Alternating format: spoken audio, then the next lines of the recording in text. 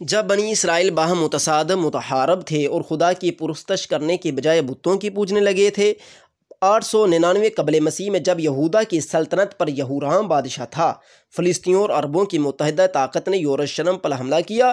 انہوں نے ہیکل کو لوٹا اور وہاں داخل ہو کر جو کچھ ملا اٹھا لیا، حتیٰ کہ شاہ کی بیویوں اور بچے ماسوا سب سے چھوٹے بچے کے قیدی بنا کے ساتھ لے گئے تھے۔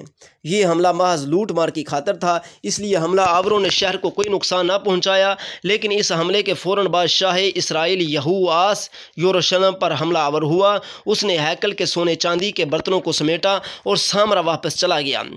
پھر ایک عرصے تک یہودا کی سلطنت سنبھل نہ سکی، بلکہ مقامی باشندوں نے شاہ یہودا امسیاہ کے خلاف بغاوت کر کے اسے قتل کر دیا، اور یوں بیت المقدس بنی اسرائیل کے قبضے سے نکل گیا۔ لیکن امسیاہ کا بیٹا عزیاہ یہودا کا وارث ہوا۔ وہ 16 برس کا تھا جب تخت سلطنت پر بیٹھا۔ چونکہ خدا کا طالب ہوا، اس لیے خدا نے اسے کامیاب کیا اور یروشلم پر اپنا اقتدار قائم کرنے میں کامیاب ہو گیا۔ اس نے معبد اور فصیل شہر کی شکستہ دیواروں کی مرمت کرائی، اسرائیلی فوج کو عصر نو منظم کیا اور کھیتی باڑی پر بھی توجہ دی۔ لیکن جب وہ زور آور ہو گیا تو بہہ گیا اور خدا کا نافرمان ہو گیا، تو جس کی وجہ سے زلزلہ آیا، جس کے سبب شہر کی بنیادیں ہل گئیں، شاہی باغ تباہ ہو گئے، ہیکل میں بھی دراڑیں پڑ گئیں۔ یوتام کی شاہی۔ عزیاہ کے بعد اس کا بیٹا یوتام تخت نشین ہوا۔ یوتام انبیاء کی بتائی ہوئی راہ پر قائم رہا، 16 برس تک کامیابی سے حکومت کی۔ اس کے انتقال پر آحز بادشاہ ہوا جو مکار اور گمراہ تھا۔ اس کے دور حکومت میں 740 قبل مسیح کے لگ بھگ شامی فوجوں نے یروشلم پر حملہ کیا، شدید لڑائی ہوئی۔ آحز شام کا مطیع ہو گیا، لیکن شامی فوجوں نے لوٹتے ہی شمالی بادشاہت یعنی اسرائیل نے حملہ کر دیا۔ یہودا کی کمزور سلطنت مقابلہ نہ کر سکی۔ شمالی بادشاہت نے شہر کو لوٹا، 2 لاکھ عورتوں کو گرفتار کر کے ساتھ لے چلا، لیکن سامرا پہنچتے ہی انہیں آزاد کر کے واپس بھیج دیا۔ آحز نے رومیوں فلسطینیوں کے مقابلے کے لیے شاہ ارشتگلزینا سے مدد طلب کی۔ یہ دعوت اس کے لیے انتہائی خطرناک ثابت ہوئی، کیونکہ تغلتیلینا آیا تو صحیح، لیکن اس کی مدد کرنے کی بجائے ہیکل کا قیمتی سامان لوٹ کر اشوریا لے گیا۔ آحز کے بعد اس کا بیٹا حزقیہ 25 برس کی عمر میں تخت سلطنت پر بیٹھا۔ اس نے 740 قبل مسیح سے 700 تک 40 برس حکومت کی۔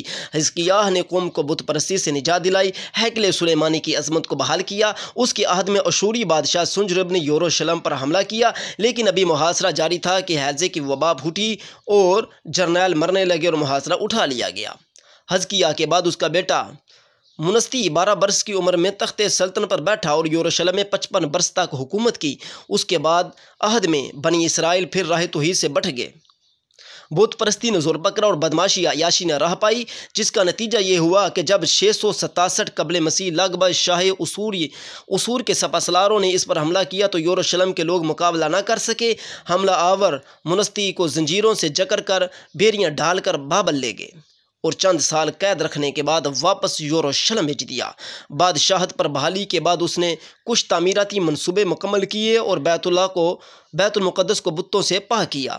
اس کا جانشین 22 سالہ رمون 2 ہی سال بعد اپنے غلاموں کے ہاتھ قتل ہو گیا۔ 543 قبل مسیح میں اس کا بیٹا یوسیاہ وارث ہوا اور 13 سال تک وہ یروشلم میں حکومت کرتا رہا۔ اس کے عہد میں ہیکل کی مرمت اور عظمت بحال ہوئی۔ یوسیاہ شاہ مصر نکوش سے مقابلہ کرتا ہوا مارا گیا۔ اس کا بیٹا یہو آخر اس کا جانشین ہوا، لیکن فرعون مصر نکو نے اسے بھی شکست دی۔ تاوان جنگ کے طور پر 100 قنطار چاندی اور 1 قنطار سونا وصول کر کے یہو آحز کو قیدی بنا کر ساتھ لے گیا۔ یہو آحز جو بادشاہ ہوا تھا اس کو قیدی بنا کر ساتھ لے گیا تھا۔ اس کے بھائی یہو یقیم کو اپنے باج گزار کے طور پر بیت المقدس میں سلطنت یہودا کا بادشاہ بنا گیا۔